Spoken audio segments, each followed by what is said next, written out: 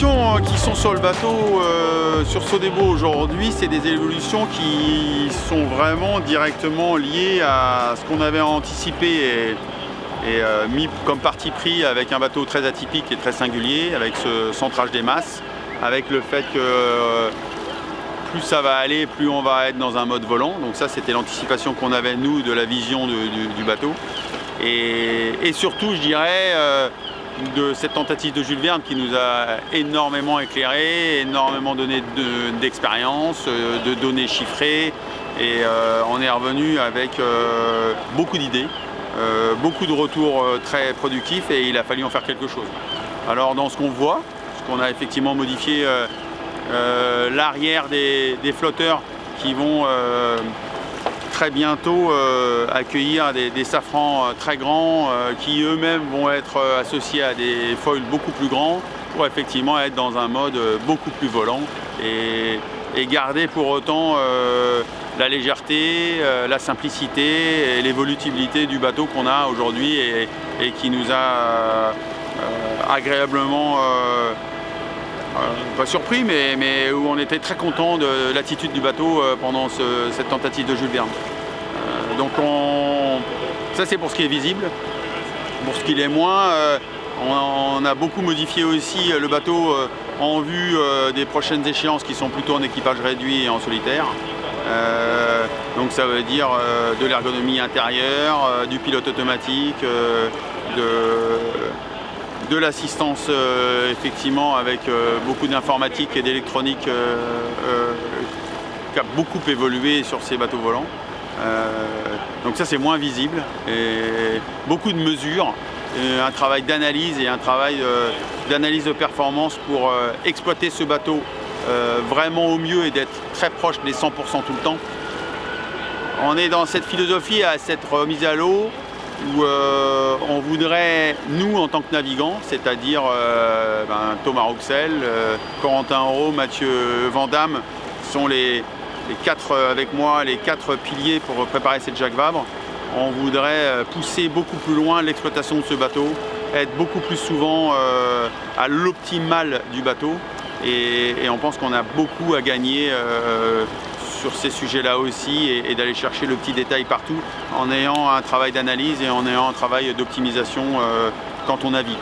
Donc cette phase-là, elle est, à mon avis, elle change aussi beaucoup la vision de notre projet. On a beaucoup travaillé là-dessus et j'ai vraiment hâte de mettre ça en œuvre. Je suis allé naviguer sur les deux premières épreuves du programme des 50 pieds avec Layton et Sam Goodchild, qui était également sur le trophée Jules Verne avec nous, où j'ai retrouvé François Morvan, qui lui navigue aussi sur d'autres supports comme CELGP, avec qui il navigue avec Mathieu Vandamme, qui lui aussi navigue beaucoup sur d'autres supports.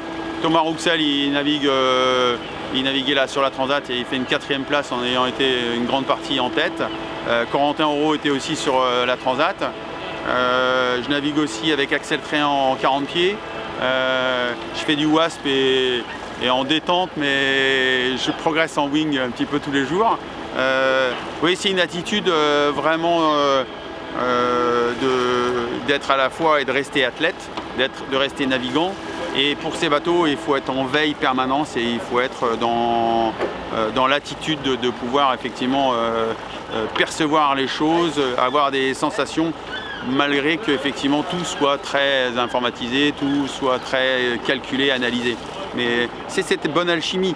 Un navigant, c'est son premier job, c'est de rester en contact avec l'élément, rester avec l'éclectisme que propose ce sport. Et moi, j'ai toujours été comme ça, c'est ma culture. En plus, j'aime naviguer en équipage avec d'autres, sur d'autres supports. Je suis curieux de tout, je me passionne pour tout et je suis insatiable. Je pense que justement, on va pouvoir faire taire ce qui traduisait déjà dans certains titres que c'était moribond.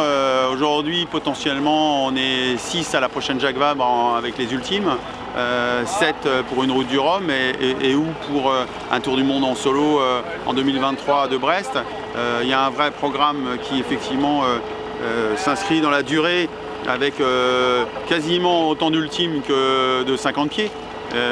avec ce que ça peut offrir, donner et partager comme spectacle et puis comme compétition, mais avec un terrain de jeu qui va être la planète. Je pense qu'on est en train de construire petit à petit. C'est vrai que ça prend du temps. C'est vrai que ça prend peut-être plus de temps que ce qui était envisagé, prévu. Mais grâce effectivement à tous ces partenaires, grâce à la pugnacité des équipes et vraiment de ce collectif qui croit à ce qu'il construit, on va y arriver. Et là, on aura marqué, je pense, l'histoire de la course au large, l'histoire de la voile en général. Et ce sera parti effectivement de nos petits villages gaulois, que ce soit la Trinité, Lorient ou Concarneau. Je suis très fier d'être dans cette construction avec François, Armel, Yves. Il y en a d'autres qui vont arriver. Francis, je ne sais pas s'il viendra. En tous les cas, on est aujourd'hui dans cette construction et ça prend forme. Et je pense que dès cette année, ça va être grandiose.